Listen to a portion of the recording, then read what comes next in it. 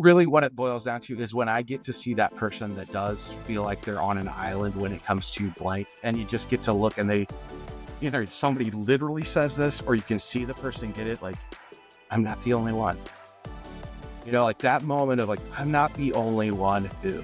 And I just think the world of youth ministry, the world of pastoral leadership, it's so uniquely different, right? It just hits different. And then when you go to youth ministry, it hits so different. And so there's those moments where you're sitting in the staff meeting as youth pastor, and it's like, we're talking about, office hours and turning our calendars in and staying aside of time. But like, the best time I can be with students are literally not office hours. And so like, I don't know how to handle that. How do I have that conversation? And then I get with a bunch of other youth pastors and like, all of a sudden understand, oh, you've had that same challenge, or you name it in so many different ways. So it's that moment that it can happen, which I'm a firm believer of. We're such a solving society that we forget to just sit in the suck sometimes and recognize like, yeah, that really stinks. But you're not alone, man. You're not alone. Like I'm with you. And the power of that somehow like helps you. I think I can keep going. I love that.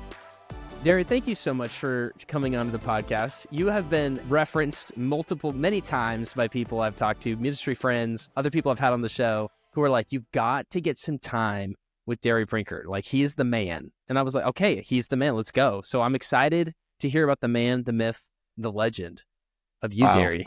So I would love to do some. Yeah. Man, I aim to disappoint. So here we go. I aim to disappoint. No, like standard there to try to get over here. Let's see how this goes. Right. Well, I want to do some rapid fire get to know you. I want to know 3 crazy. And I say crazy. I usually preface this because this is my opener question for most folks. Crazy is whatever you define it. It could just be something your hobby, or it could just be something like that you're like, dude, not very many people know this about me, but I want to know some 3 crazy facts about you. All right. Okay, here we go. So number 1, when I was in high school, I graduated in 1995. Were you born yet, Ryan? No, I'm kidding. I was born in 1994. Good. Oh, so we're like, wow, dude, are you serious? I'm in my 30s. I'm in my 30s. Yeah, man, if Believe I could look like that in my 30s, man. So, okay, I graduated in 95. I think I have some hair under here too. Last time I checked, I've got, doesn't look good today. That's hence the hat. It's all right. I'd take the hair over the hat. But anyway, I was in high school. I had a rock band in high school. I was in a rock band. We did cover songs of Green Day and Ugly Kid Joe and Nirvana, and we called ourselves Cellophane Dream. So there's epic. One fact. Yeah. Another one for me is that I have lived all but 3 years of my life within 30 minutes of my home where I grew up. So 48 years old, and I now live a mile from the home I grew up in. And so that's kind of a weird thing for me. And we'll go with the third, being that I am a published author with over 300 things I've published, which is a real cheat because it's DYM. So like, it's right. all like so is that everything from a book to a blog post to a... Nope, that's just on DYM. I have 300 resources on DYM because I've been doing youth ministry for a really, really long time. And sequels work really well when you kind of get a template built. And so dude, I hope that didn't come off as like, check me out. It's just like, that's how ridiculous I am when it comes to youth ministry and loving to do fun stuff, right? I think that's the first place I heard about you was just like, because I've been a long time DYM user for everything from games to sermon series to all the awesome resources. So shameless plug for DYM. You guys are awesome. And thanks to folks like you who have just been like, hey, you've been riding with them for a long time, creating a lot of great content. Yeah. So I can vouch that like, your stuff is really, really awesome. And I've seen it on there for years. So thank you. Yeah. I mean, I fortunately randomly ran into Josh Griffin at a conference, and he said like, hey, you probably have stuff on your hard drive back in the early days. So I got in early, and I value what it is, and it's just been awesome to be a part of that. I love it. Well, okay, another slightly different get to know you question is, what is your everyday superpower? Yeah. I'm going to go with I have a superpower at starting things, period. Like, Oh, if you come to my house and you get on my hard drive and you look around at the number of projects that are going to be so awesome if they ever got finished, I am prolific in starting things. The problem comes where my kryptonite is the whole finish, like carried across the finish line. So that's what I'll go with. my wife is getting her PhD in clinical psychology right now. So she's Oh, like master of all things like psychological world right now because she's going to be a doctor. And so we were leaving our date last week, and she said, "If you had a mental illness, what would you think it would be?" And I'm like, "What are you trying to say?" She's like, "You have ADHD." mm, And I was like, "Yeah, that checks out." She's yeah, like, "You're yeah, really good at starting things, not always good at yeah, finishing them." And I was like, "Yeah, that makes a lot of sense." yeah. So she's like, "Yeah, I Well, love you," but she said it in the I've got the nicest way possible. prescription. I got the prescription to back up that everyday superpower. Let's just say it that way. So yeah, I did tell her, I was like, "Hey, it's a superpower too. I love doing 6 things at once, or starting them yes. at least." Okay, so your everyday superpower is starting things, which is a great Mhm. skill. What about Yeah. your ministry superpower? Okay. I'm gonna give you two. I'm gonna give you like the fun one and then maybe a little more serious one. The fun one is I think it's laser tag, and there's a story to this in the sense that I've been in youth ministry for 26 years now, and so I played a lot of laser tag over the years. But my superpower is in the fact that as a 40-year-old playing laser tag, people don't normally think. And we at my church I was at for a long time, we would do summer internship, and we'd take the interns and we'd take them laser tag and they'd pick teams. And I always loved it because they would pick me last. And it was so fun. And I have a Little did very they vivid know, memory. I used to be Yeah. on Delta Force. Right. Right. So and we'd go to a place so I knew the angles. And I'll never forget Drew, sweet girl, didn't pick me of the last people. I got very last pick. And I have a vivid memory of me just standing over her and just taking her out. And again, she was okay. I was like, never pick me last again. So that's my like really sick youth ministry superpower that Let's isn't go, not dude. not not like sick in a good way, um, Like, but then yeah. But I would say probably I would go youth ministry superpower that a lot of times is a part of, the DYM side is part of my story, but really it's longevity. And we'll talk about my story. I've worked at 2 churches in my 26 years, and 23 of those were at one church that was actually a half mile from the high school I graduated from. And that second one was 3 years, which is a unique thing, but really at the core of it, even in that 3 years, it's like this piece that still comes into sticking it out and the beauty of what that's all about. that's amazing. Like, I mean, how unheard of. I mean, how many people do you know being in ministry for over 25 years, like that have done that, Yeah. that have just Right. stayed put, especially in student ministry? I know several Yeah. of senior pastors who have done that. I'm fortunately been at a church where our senior pastor, unfortunately, he passed away a year and a half ago. But I mean, it was riding the tails of being really faithfully leading our church for over 20 years. But especially in youth ministry, it's almost unheard of. Like, it's Yeah. usually like, you're like, "Hey, way to go. You stayed more than 2.5 years, buddy." I feel Totally. like a lot, you keep hearing those stories more and more, and like, that's partially why I started this podcast. I wanted to get into helping, just other peers, stay put. It took for that reason alone, like, of just Totally. seeing the turnover year after year after year. And I understand there's situations, sometimes you get hired somewhere, you're like, "Hey, this is a bad environment. It's not healthy for me." Yeah.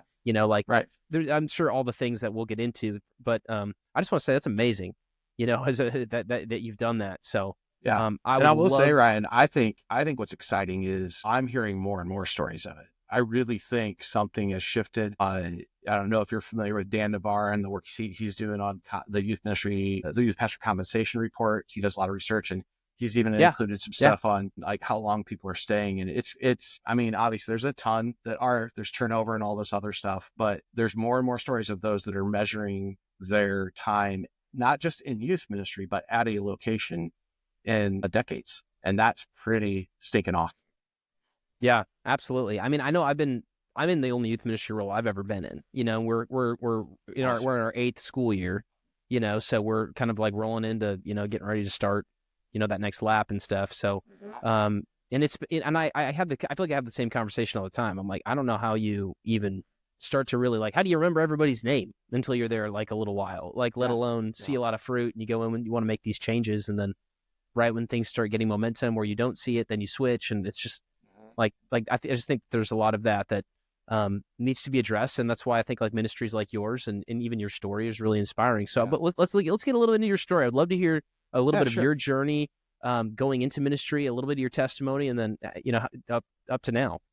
Yeah. Yeah. So I feel like my middle school, high school story is the story of hope for that youth pastor that has, there's that kid. Now there's different that kids. I'm that kid that was there all the time, and you just want to bang your head against the wall because it's not clicking, you know, good kid, but also kind of can be a terror because I know all the right answers, and grew up in the church, and it just doesn't seem to be clicking. That was me all through middle school and high school. I actually would say I didn't truly surrender my life over to Jesus till my freshman year of college. But in middle school, we were in kind of that youth pastor turnover space where I'd had a couple of different youth pastors. There was this guy that came in and did basically what would be a D now retreat now. His name was Terry. And he was the first cool Christian I ever met. It sounds bad, but it's just like, this guy's really cool. And the way I'd word it now is, and he loves Jesus, like in a real way. It was just like, this guy's really cool. And he likes this God thing, you know? Well, I didn't know he at the time had, and I don't come from like a super charismatic background, but he had this moment where the Lord just during that retreat said, you keep your eye on this kid. You're not done. You're not done. So hold on to that for a little bit. I go into my sophomore, junior year, and a youth pastor, after an amazing volunteer, had just served faithfully. He worked full time at an at-risk kids home, and then he volunteer led a youth group of about 50 kids. Then they hired a full-time youth pastor. His name was Ken, and Ken just saw me in a different way. He knew I was that kid that, you know, had a lot of religion, but the relationship wasn't clicking yet. And for whatever reason, he just knew that it wasn't time to try to push Jesus down my throat, but just to invite me in his life. And so I have a lot of memories of hanging out over at his parsonage and playing Super Nintendo, Mario Kart, and seeing him interact. I have a vivid memory of a moment. He was very rude to his wife, and he left us, walked away, and came back and said, guys, I owe you an apology, but I needed to apologize to her first because that's no example of what I should be. And like just going, this guy's the real deal, you know?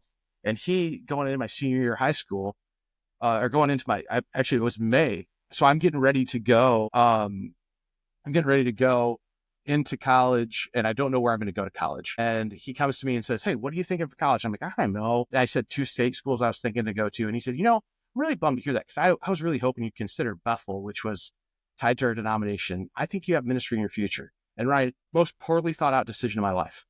Because I was in that moment, it was like, okay, that's what I'm going to do. And I'm so glad it was the most poorly thought out decision of my life. In May of my senior year, I decided to do this. And then I radically encountered Jesus. I start to go toward ministry. And toward the end of my freshman year, this guy, Terry, who met me as a 7th grader, walks up to me and goes, hey, I've been just watching from a distance. I was waiting for this day. I want to offer you an internship Wow. at my church. Now, that church was about a 45-minute drive from the college I was at, but a half mile from the school I graduated from. And I thought, this is an amazing church.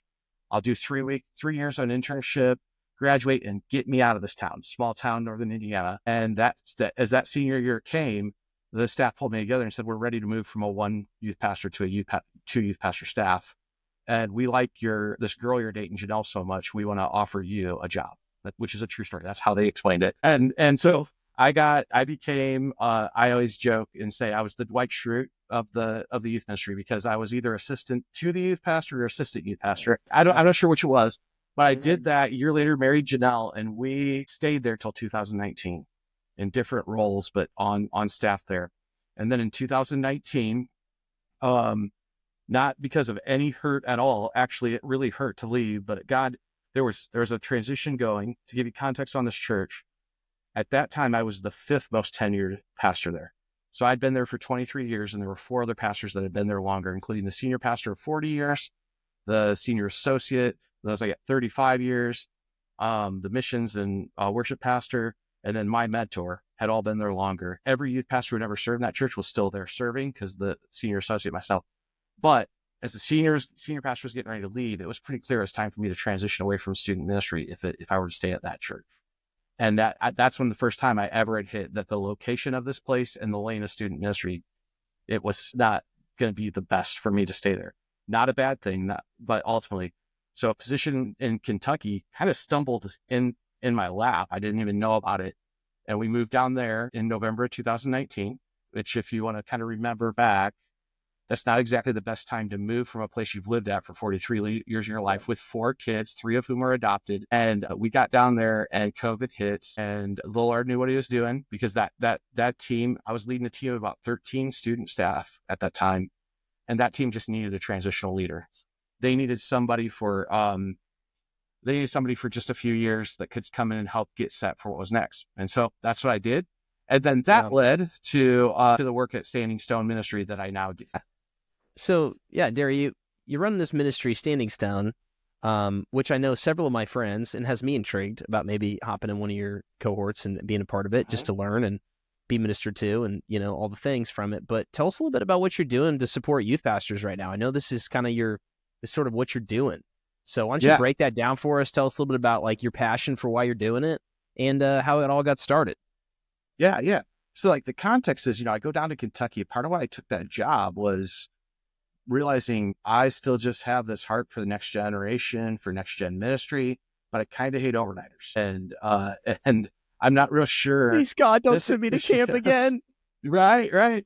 But also, weirdly enough, Ryan, this might sound bad, but it's like, I really love what happens in the teenage years, but I think I kind of more prefer to hang out with the ones that are investing in them.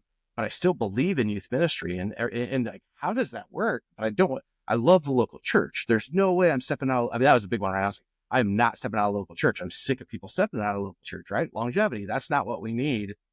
And so I was on the side doing a lot of just hey, can I pick your brain conversations, and loving that.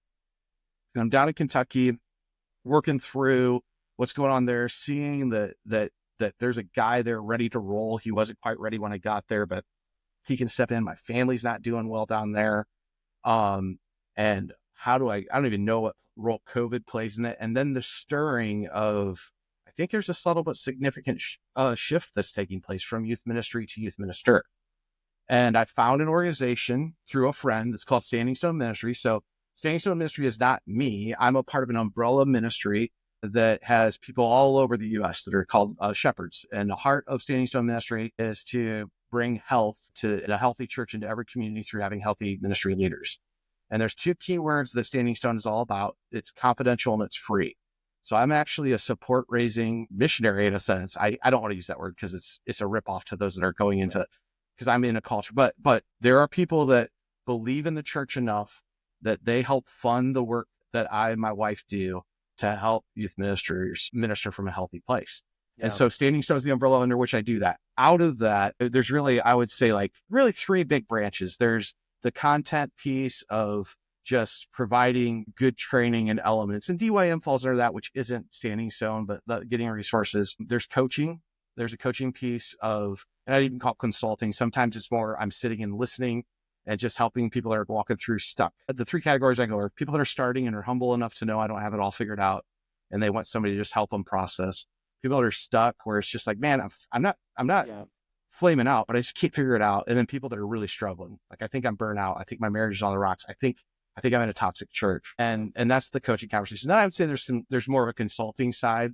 I got certified in Working Genius, which I don't know if you've done much with the Working Genius model, but I've not, but I need to, because this is like the 3rd or 4th conversation this month that I've had of like people being like, Working Genius is where it's at. You need to like start using this with your team. Yeah. But so anyway, you're using some consulting, using that tool. Yep. I use that tool. I have another process that I've just got. I'm actually, it's over my whiteboard. I call it the OAR, the OR, observation, assess, and report, where I'll sit down with somebody and walk through and kind of give them a report back. And then just recently, and this is all figuring it out as I go type stuff, I do some work with people on sabbatical, because more and more youth pastors are getting sabbaticals. And so I'll be working with I've got 2 different guys I'll be working with over the summer in that. So that's coaching, consulting. And then the cohort is the other big one. And it's all, to me, that's community. The youth ministry leader cohort, I get nervous and like making sure it's clear. Networks are so important. Local networks are where it's at. And I like, if you have a local network, you got to tie to that. And things like Mark Ostreicher and there's the guys at the student ministry cohort, Ken Bergstrom down in Indy. They're doing some stuff that's absolutely amazing. And I wouldn't equate what we're doing in the youth ministry leader cohort to what Mark Ostreicher's doing, like, because this thing costs thousands and it's worth every penny if you can do it. This is a 10-week I would say, concentrated space for anybody that's just in a season as a youth minister saying, I just really am in a space where I'd like to experience some personal and professional health with others who get it. And I kind of feel alone when it comes to blank. So you might be like, Mac, I got a guy that right now, he leads a network, thriving network. He said, every time I walk in, I'm the leader. I just want to go to a place where I'm another one of the youth ministers. And so he's part of the cohort. He doesn't necessarily need he's not dying off in isolation. He just wants a good space. But others guy in South Dakota, nobody else close to him that is thinking full-time youth ministry. And so he gets to get on this call with people from across different time zones, 10 weeks long, 8 weeks of 90-minute calls with 2 weeks off. We do 2 coaching sessions in that time. Those coaching sessions will either be with a facilitator, or we even try to teach a little bit of group coaching. So equipping everybody with a way to kind of learn from each other in the process in smaller groups, and then bring specialists on. And the big words for it are conversation, community, content, and then fun. I break alliteration because I've yet to meet a youth pastor who doesn't want to have fun, but I've met a lot of youth pastors who've forgotten how to have fun, because it gets hard. Yeah. And so some of my favorite moments are when we get the text after the call, like, guys, girls, I haven't laughed that long in a long time. I laughed that much in a long time. And I'm like, praise Jesus. That's like the greatest thing we could do, because we got to remember to not take ourselves too seriously. So that's what all I do. The cohort thing is so exciting. I got one of your good buddies is actually co-facilitating with me, Andrew Jansen, who took part in the very first one. And that's what's fun. There's a group of individuals that have jumped in on this, and we get to do it all for free, right?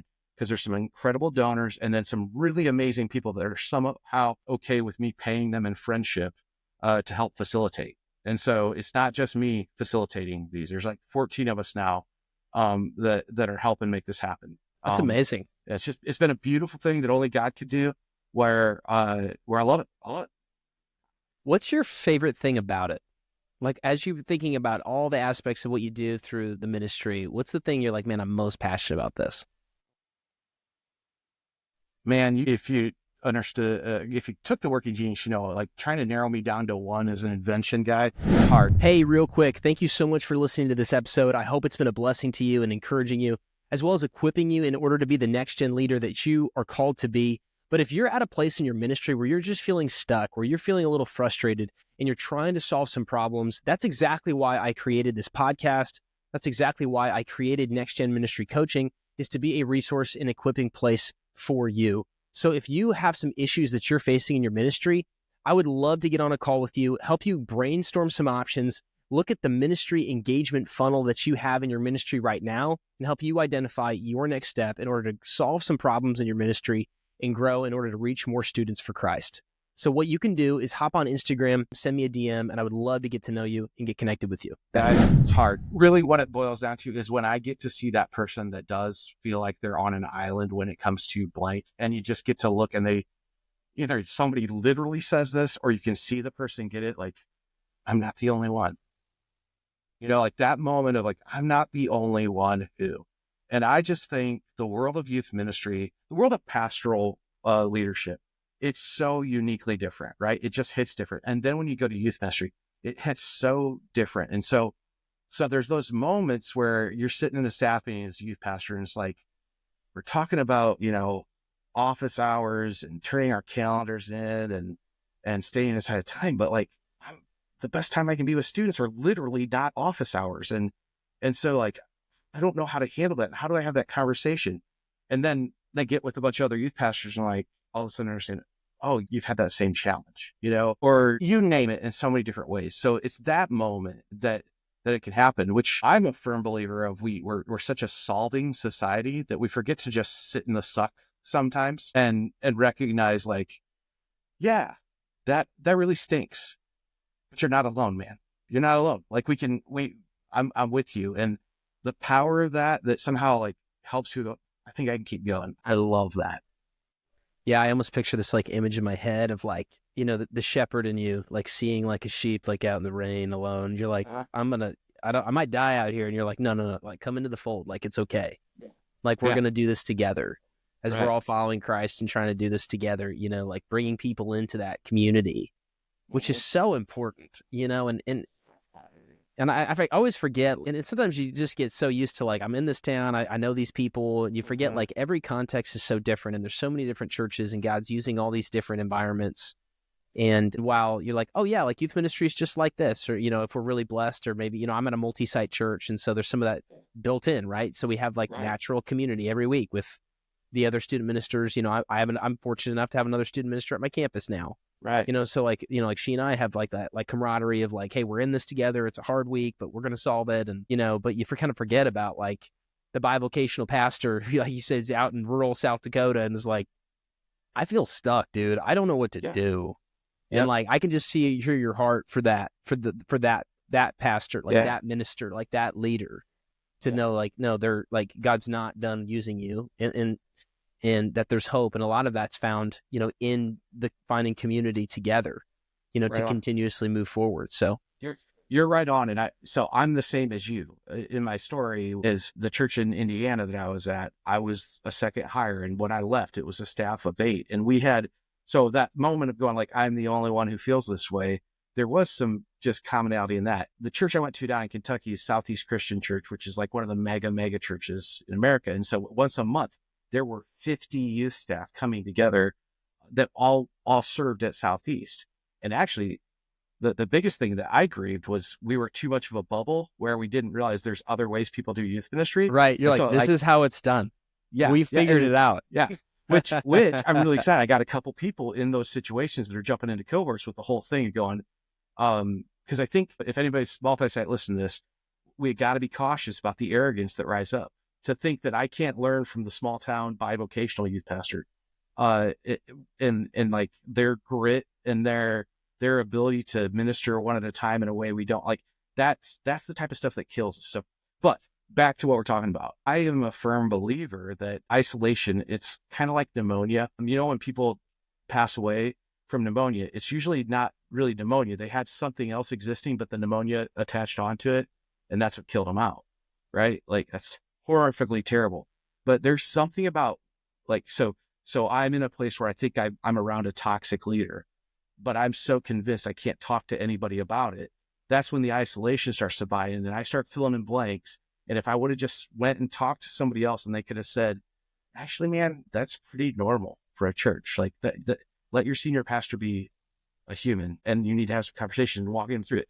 Now they're out of isolation and they can start to treat the sickness. Or, dude, that's incredibly toxic. Get out of there before it's too late and they don't burn out. Whatever it is, there's a piece to isolation that is the thing. And I don't know about you, man, it's hard being in ministry because everybody's looking at us. We're in a glass house. And so we have to put our walls up sometimes. We won't let people in because. And just the value of like, look, you don't work here. I have this conversation with people all the time. Like, look, sometimes you just need somebody who he's not going to get you fired. Who you can tell me anything. The only reason I'm on this call is to encourage you. Yep. That's the only reason I'm here. Exactly right, man. And like to have a safe space, it's like, the same concept of counseling and therapy and of just having a place where you can be transparent and vulnerable and in a space that people get it. So I think what you do and what you provide really is a huge answer to prayer for a lot of people. And it's amazing that you get to do it, and not have to charge people to do it. It's amazing. It's unbelievable. And I know one of the words that you've used multiple times, like already in our conversation, is longevity. And I know something that you're passionate about, obviously, like with your story of being planted at the same, couple churches that you've been at, for the whole time of your time in ministry. So what would you say are just, 3, 4, 5 different keys to longevity in ministry, being in it for a long time yourself, seeing a lot of people get out? You're like, man, if they would have got this, maybe they would still be, and Lord obviously moves people in and out. It's not to, no shame if it's time for you to do something different or whatever. But what would be, for those guys who are like, I want to do this for a lifetime, but I'm trying to figure out the keys that I need to these pillars in my life to stay there. What would you say to that? Okay.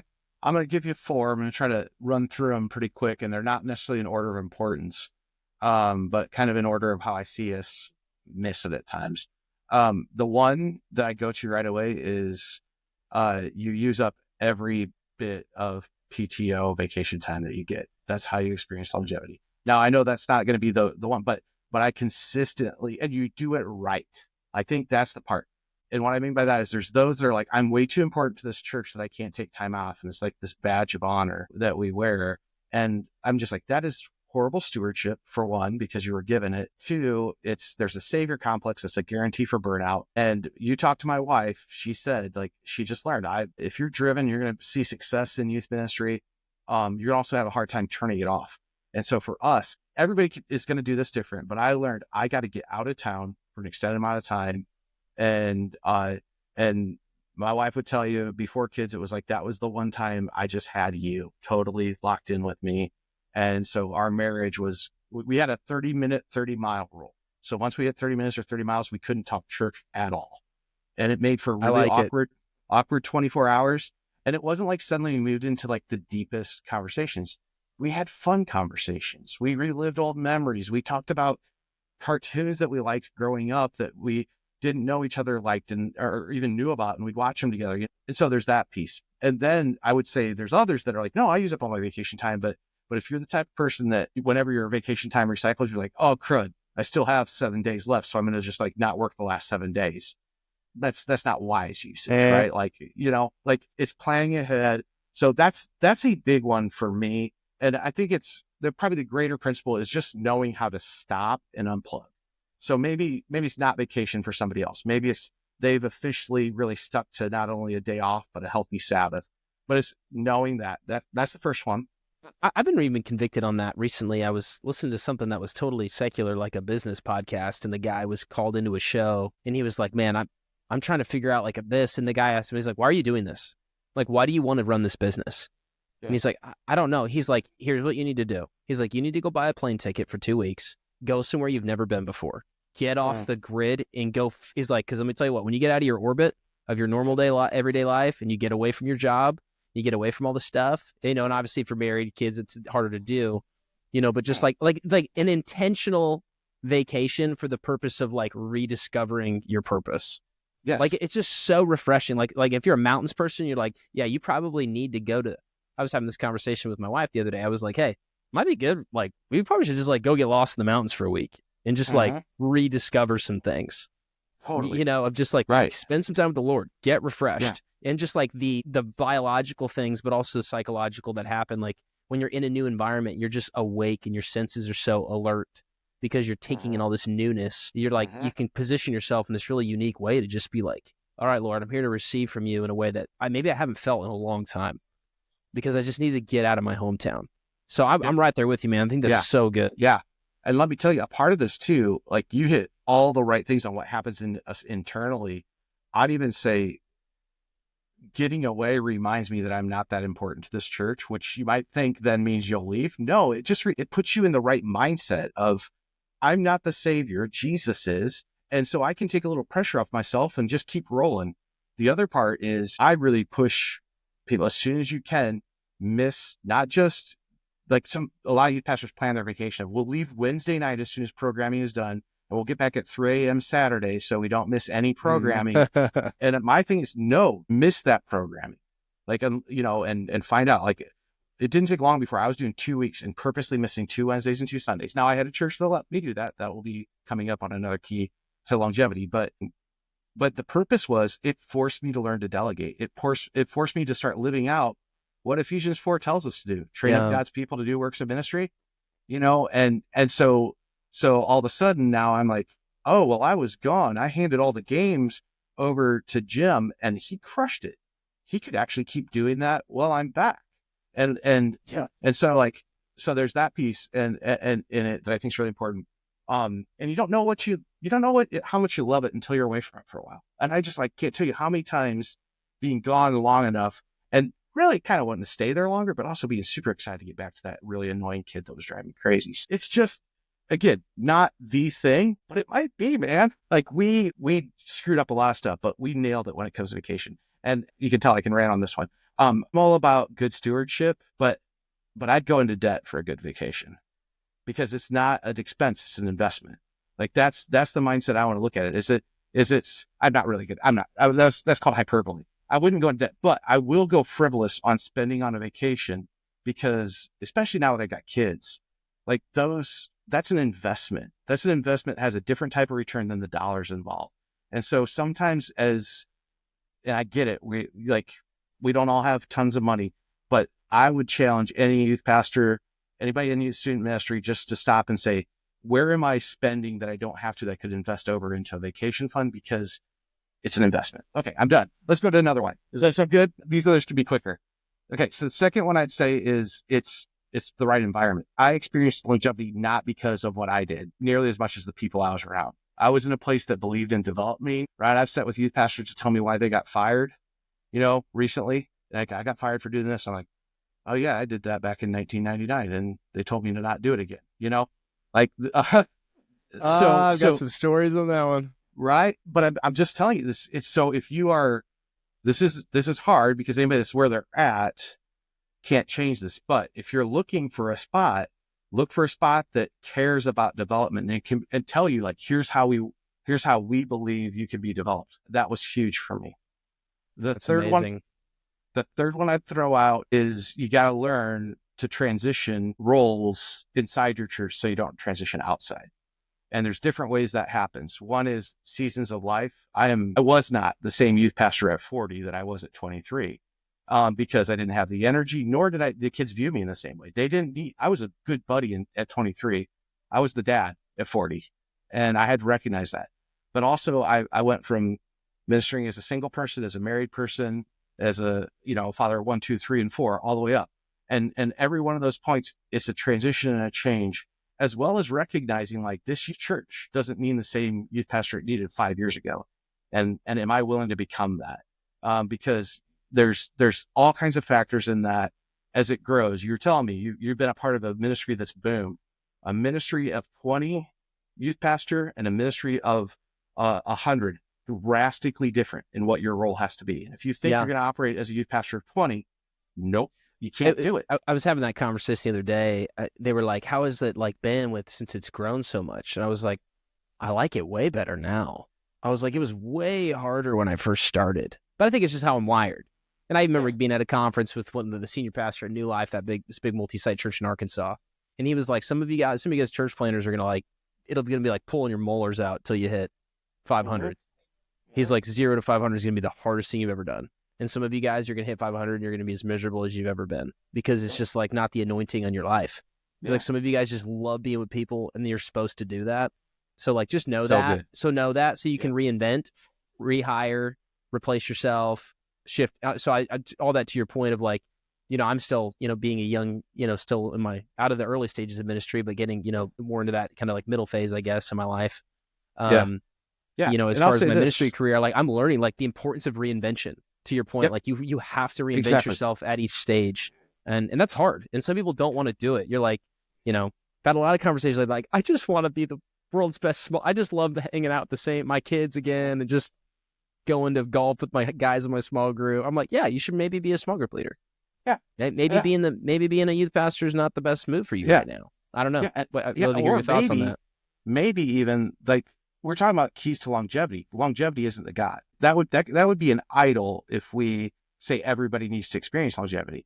And so there might be some of us that say, no, I actually think God has wired me in a way where I'm a phenomenal pastor from 20 to 50 kids. Yeah. I honestly believe then that's awesome. And just make sure you aren't just getting to that 50 mark and then flaming out of the place. What's your transition plan to where if you're going to leave this place and go back to another youth group at 20, how do you make sure the ministry is ready to grow? I don't think that could be the possibility. It could be lots of different things, but if you're going to experience longevity, you're probably going to want to, it's either going to be like a town where there's never going to be more than 20 kids and it's going to work, or the thing's going to grow and you're going to have to grow with it. And so you're totally right. I guess all I'm saying is if you go, I don't know that I want to change. Just make sure, is that the Lord actually telling you, no, I've wired you in a way that's going to work to head somewhere else and bring somebody else in. Don't just do it because you're stubborn, because that's what we tend to do is I don't want to change for change's sake.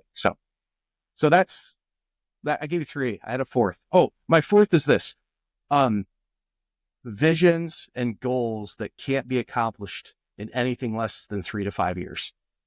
Meaning what is something, it's maybe I want to see this class graduate out, or one for us, we had a local summer camp that was done denominationally, but we were too large of a church to be able to send our kids to. and we were working through tension. And so we wanted to build our own summer camp. And there was no way it took us 6 years from moving from an overnight Cedar Point trip to a summer getaway to where it was a full-fledged camp. And we had to like take the time to do it. That's very like this philosophical / practical way that it's just forcing you to stay around longer so you can see it happen. So vacations, good staff, transition well inside the ministry so we have to outside of it, and have big, long dreams. This is kind of the question flipped on its head. When would you counsel someone that it is time to transition or step out of ministry completely? Man. Yeah, we got another episode sometime, right? We can say that. We can do part two. I honestly, I know we're running out of time. Part 2 of this conversation will be really good. And maybe that's a whole topic in and of itself. So maybe we can tease it. Maybe just you're like, hey, here's a couple nuggets, but we can deep dive on transition and exit another time. Yeah. You had Nick Clayson on this podcast. I spent time with his crew. He helped co-facilitate one of the cohorts, and we had a conversation about there's a lot of questions to ask. There's personal soul questions. I mean, time to step out of ministry completely. If your soul's a barren wasteland, if you're living in active sin, that's when those types of questions need to be asked. Outside of that, I'm going to start talking about, well, is this about God calling you to or from a place? And that's probably the big question is when it's time to step away, it's usually one of two things. Either you sense that God's calling you towards something different, or he's calling you away from something. And those are two very different. God does both. Scriptures are full. God called people to get away from a certain place without knowing where they were going to exactly go to. And he also, he said to Abraham, you need to go to this place, So with that, if I feel like I'm getting called to, I need to make sure to check, like, am I running from something, but I'm just saying I'm being called to, and I need to check my motives that way. If I feel like I'm getting away from something, am I just trying to escape the pain that God wants to take me through to grow me to the next level? And so I would just work those questions with those two things very much as a part of it. I would also want to talk to somebody that senses that it's time to go. And sometimes it's too late to do this, but how well is the ministry set to flourish after you're gone? And if you're in a spot, that was part what made leaving my church in Indiana so easy. I had an amazing team, and they did better without me once I left. And it wasn't because I was sucked. Maybe I was, I think I was maybe a little too controlling with it because I just loved it so much. When I got out of the way, they got to like really fly and soar. And so those are like some early thoughts of it. But that's the big question I just asked. Is this about God calling you to something or from something? And then let's start talking motives inside of that. Yeah. Yeah. Oh, and there's so much in there. There's so many layers to it too. Like, are you married? Is your spouse saying, I don't want to do this anymore? And you're like, I don't feel like God's called us away from this. Yep. Like, now that's a whole nother thing to unpack. Is it like, hey, my wife and I like it, but our kids are freaking miserable? Like, that's a whole nother conversation, or you're like, I love these kids. I love this city, but my senior pastor is driving me insane. So that's probably why, if you're down, maybe we could set up another time to have a follow-up. But yeah, man, there's so much stuff there. Bringing people to my head over the last year and a half of conversation. And it's a different world right now as far as moving, physical moves, locational moves. There's a lot of layers to think through. Like, that's so good what you just shared. I hope people are paying attention to that. Well, and I'm probably not the only one like this. I'm pretty entrepreneurial. And I get kind of obsessive and crazy about stuff that I've got, like, hey, I feel like I have ownership over. And obviously we know, like, the ministry is the Lord's, or at least maybe we tell ourselves that. But I it's so hard. It's so hard when you're like, there's a part of you that, like, when you start a business, you're like, this is my baby. Like, I'm pouring so much of my time into this thing that I care so much about. Like, there's so many soul things to unpack there. Yeah. Can I tell you something real quick? Yeah. I didn't finish my story out. I'm back in Indiana. I attend the church I pastored for 23 years. I'm a small group leader at that church now. Wow. And I get to watch not even the person I handed the reins over, because he's the teaching pastor now. I get to watch the people that he was in the midst of training crush it in ministry. Every Wednesday when I'm in that room, I'm reminded, like what I just said, Derry, had you stayed here and held on to this, it wouldn't flourish the way it was. Like, one of the biggest flaws we do in ministry is we think we've got to stay there till the end. And instead of recognizing, no, maybe if I get out of the way, something really cool could happen. And just to make it like biblical for a second. Did you ever think about the fact that it would have made a whole lot more sense after Jesus rose from the dead to actually be the one to take over the world? And Yeah, in maybe we Acts should just 1, get this kingdom going now. right? You know? And in Like, he's Acts like, 1, it is going now, dummy. yeah. And in Acts 1, the disciples say that. So he can establish the kingdom now. He goes, no, it's not going to be me. It's going to be you. How dumb. Like, this sounds so hypocritical, but how dumb was that of Jesus? Like, he's the risen Savior. And it wasn't, because his model is that he even set in that moment is empower those you've been preparing, maybe even before you're ready to step away or they're ready. And I think there's something in that. That as you were talking, it's just, I have this joy of being able to walk in Wednesday. It is still tricky because I loved that stage. I was at that stage for 23 years and I get to sit and just go hang out with these 8 junior boys afterward and watch these others just cook. And it's awesome and it's weird. Come on, right? Kenny's like, the Derry's back. Yeah. I'm just picturing that's what's happening. I would love to see it happen. Yeah. And if it did, all the kids would be like, who the heck's this guy? So that's the beauty of it. All the leaders like, hey, nobody yeah, else the leaders know, love right? it. Yeah. Derry, just to wrap our time up, maybe somebody's listening and they're like, okay, I'm missing the mark on the time off, and maybe I'm not in the right environment, or, I'm trying to figure out my role, and maybe my vision's lacking. What's just like a final word of encouragement for anyone listening who might be finding themselves in that place of like, man, if I'm going to stay here for a while, I need to refresh, but I don't know where to start. Where would you just counsel someone to start? Yeah. Oh man, great question, Ryan, which you're really good at, man. I would actually start with, who is it you need to talk to? Who's a safe space that you can just open up and be honest with about this? Not necessarily go out right now and plan your next vacation day or whatever else. But if there's a stirring like that in anything we've talked about, do you have a trusted voice that's not going to tell you what you want to hear, but tell you what you want to need or what you really need to hear? And it can stay right there in that place. And start there.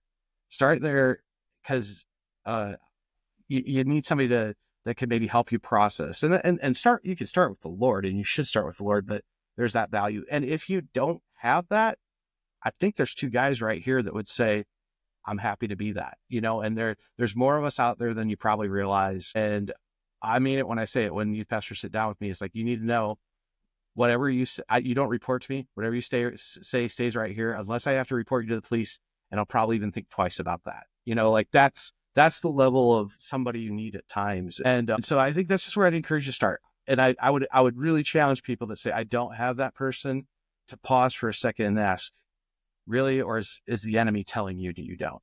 Because they're actually right there. And if he can keep you deceived to think they're not right there, you'll continue to live in the isolation. So talk to somebody. Yeah, that's huge. I mean, and let's just say that is you.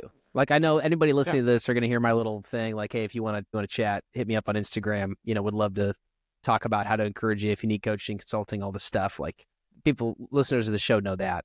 But if they're like, man, there's something about Derry, like I'm resonating with your heart. Like, what's the next step for someone to get connected with you guys, get in one of the cohorts, start getting some of your resources, start learning a little bit more from you? What's the next step for somebody who's listening to this? They're like, Derry's my guy. I need to get in touch with them. Yeah, I mean, first, reach out to Ryan. The second thing would be ymlcohort.com is the website where you can find out information. We're getting ready. There'll be a group of 4 of them launching throughout March, including the first being, I'm really excited, our first ever women only is opening up. And so like we're recording this I don't know when you're going to release this, but applications will be opening up tomorrow. So they should be open by the time they catch this. So I would say that as far as like getting in contact with me, I'm not on TikTok. China can't have me. I'm a boomer. So, but I am on Instagram. Yeah. I'm on Instagram. It's just my first and last name, DerryPrenkert.